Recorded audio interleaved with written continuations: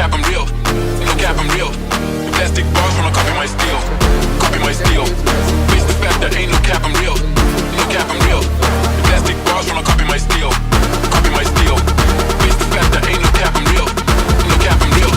The plastic bars wanna copy my steel. Got my heart no. Heart no in the bed. Break you in them. Get us every day. Got my heart no. Heart no in the bed. Break you in them. Get us every day. Copy my steel.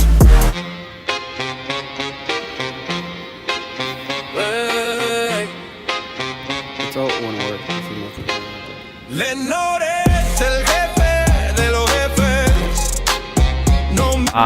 Happy to be here with Fieldtalk. I'm Tadeo, creator of Cuerpazo, which means amazing body. I'm an ex-pro Brazilian soccer player, so I came to the USA in hopes of actually reshaping the mindset when it comes to health, happiness, and soccer. So I wanted to bring the best of Rio de Janeiro and the best of Brazil back to the USA. Okay, so the Cuerpazo program, basically, when I analyze soccer, I train professionally around the entire world. I started to think about what makes me happy, what makes people happy, and why soccer is the most beautiful game in the world, and why it's its own language. So I realized that it's all about teamwork, diversity, and actually respecting one another, and each of us having our respective good skill sets. So I created Cuerpazo, which is a workout program based around soccer and the training that I did, but it's about inclusion and diversity. Like, something I find sad is that in American soccer, for men, it's all about money.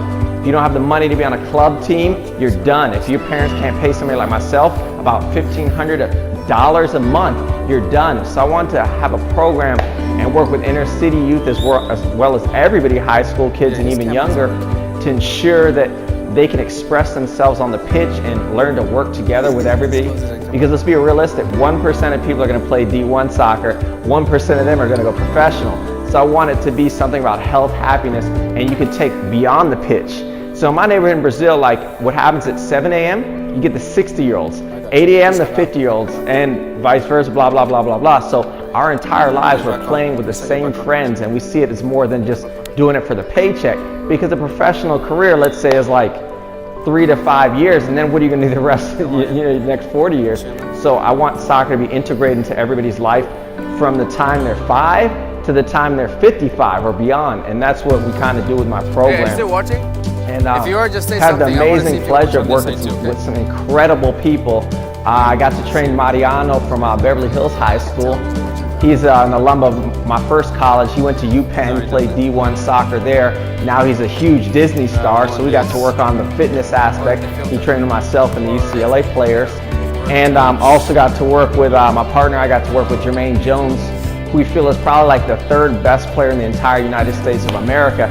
So it's kind of cool to integrate. And I'm doing more of the fitness. I love the Ginga. The Ginga is like the exciting, the tricks. I leave that to Gilbert and those fellas. I stick to more like the physical conditioning and the mental aspects. So I have my lane and there's no competition. Like, what I love about soccer is we all have our respective lanes and we're working together to build a community that's about inclusion and not judging one another, but like, oh, you want to work on street soccer? Oh, check out Gilbert. They got the indoor urban futsal, which is incredible for that. Oh, you want to train for D1 soccer, or you want to play professionally in terms of the training? Oh, call Tadeo. He works with players in the off season. So it's really brilliant how we're working together to build a soccer community, and that's kind of like our extended family. As I said, like half of my family or more, most are in Brazil still. So my sisters are here, thankfully, but I have to reach out to my soccer community to maintain that family and happiness and excitement that makes life worth living. It's lacking. No cap, I'm real. The plastic bars wanna copy my steel. Copy my steel. Face the fact that ain't no cap, I'm real. No cap, I'm real. The plastic bars wanna copy my steel. Copy my steel. Face the fact that ain't no cap, I'm real. No cap, I'm real. The plastic bars wanna copy my steel. Copy my steel. Face the fact that ain't no cap, I'm real. No cap, I'm real. The plastic bars wanna copy my steel. Got my heart no. Yo, yeah, that's Alex. And then your t-shirt is on the back. name. Yeah, this every day. Got my heart no. Heart no in the bed. Break you in, damn. Yeah, this every day. Copy my. This is where you are, Mazzy. You're on. That's out of the way. Lenores, el jefe de los jefes. No me. ¿Qué onda, papá? You chilling? No cap, I'm real. Plastic bars when I copy my steel. Copy my steel. Face the fact that ain't no cap, I'm real. No cap, I'm real. Plastic bars when I copy my steel. Copy my steel. Face the fact that ain't no cap, I'm real. No cap, I'm real. Plastic bars when I copy my steel. Copy my steel. Face the fact that ain't no cap, I'm real. No cap, I'm real. Plastic bars when I copy my steel. Got my heart no. Heart no in the bed. Break you in, damn. Yeah, this every day. Got my heart no. Heart no in the bed. Break you in, damn. Yeah, this every day. Copy my steel. Face the fact that ain't no cap, I'm real. No cap, I'm real.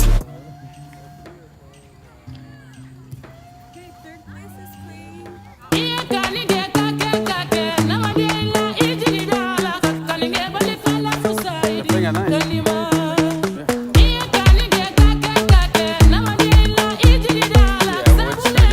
I think we'll record that.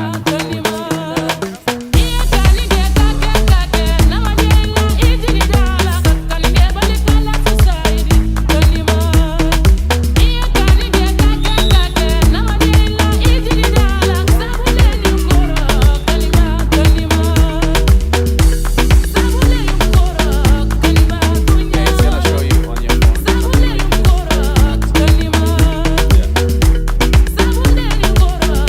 Right now,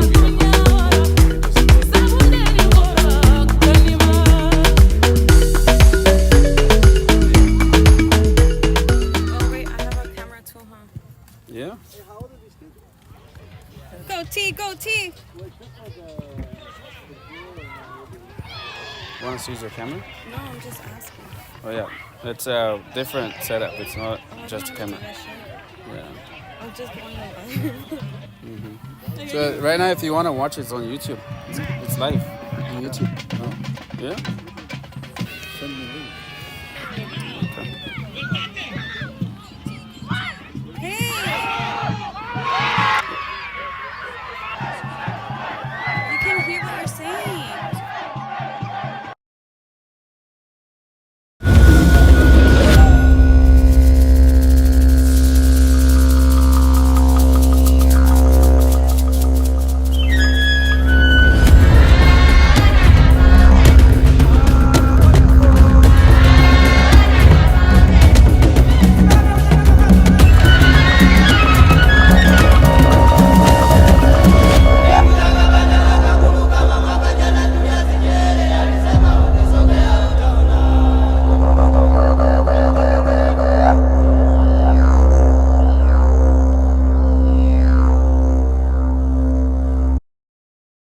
No cap, I'm real. Plastic bars when I copy my steel. Copy my steel. Face the fact that ain't no cap, I'm real. No cap, I'm real. Plastic bars when I copy my steel. Copy my steel. Face the fact that ain't no cap, I'm real. No cap, I'm real. Plastic bars when I copy my steel. Copy my steel. Face the fact that ain't no cap, I'm real. No cap, I'm real. Plastic bars when I copy my steel. Got my heart no. Heart no in the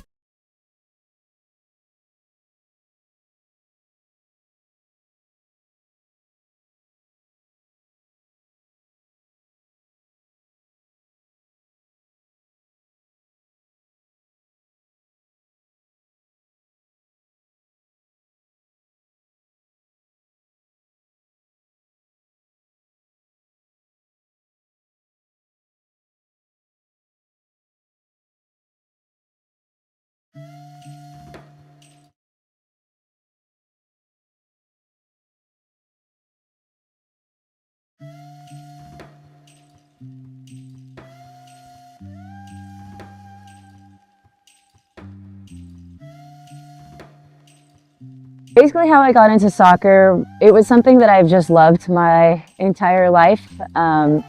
My father actually played for one of the teams in Guatemala back when he was younger.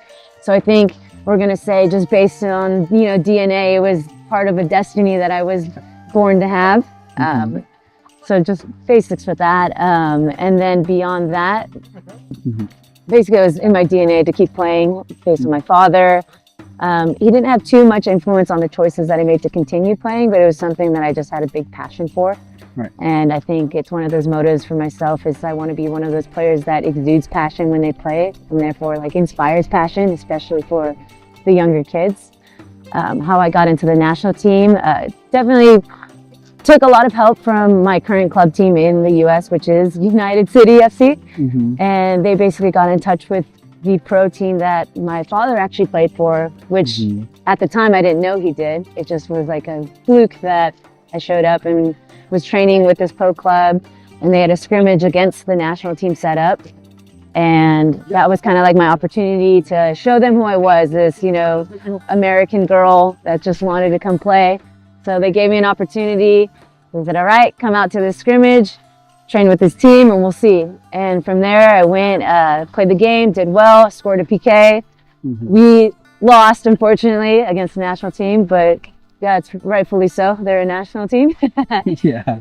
And from there, they invited me to camp, and then they've kept me on ever since. So blessed and fortunate that I've had that opportunity to stay with them.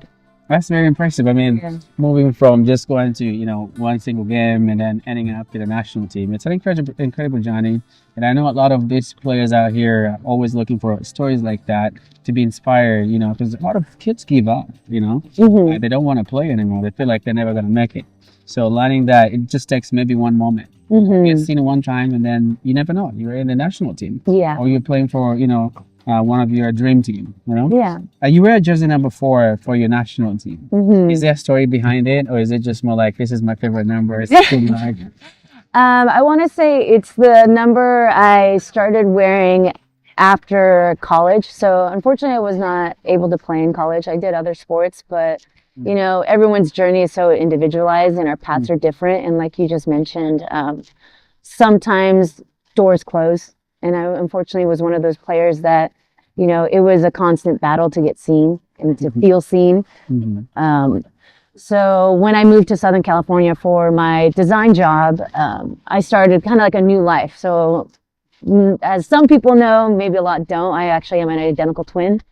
So yeah, crazy. Oh, like that, your sister? Yeah, unfortunately she's not here. She's still in Fresno. But so when I moved here, that's when I started wearing the jersey number 4. It was like a fluke. Like I always wore the number 12. So my sister's name is Jennifer. So she was like Jen 10 and Michelle 12. So they kind of had a rhyming thing going. So it made it easier for people on the field to remember, minus like our cleats, because on a field, twins, we looked exactly the same. So it's very difficult. So kind of the number 4 was like my first step as like an individual, like being recognized as like, okay, this is Michelle. And like, you're shocked as well. It's like, oh, she's a twin. I know. I did. Yeah. So that kind of for me is like a symbolism of like stepping into my own as a person and as like an athlete. So that's kind of why I keep the number 4. And if I don't get to wear it, it's not the end of the world. But that kind of for me is like the symbolic meaning of like, this is my journey that I'm going on.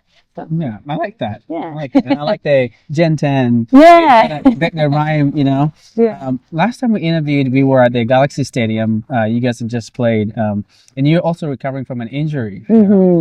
So being called back from an injury, what did that mean to you? And what does it say about you as a player? Yeah, I think major injuries can be difficult. Not just physically, obviously, because it could be a surgery.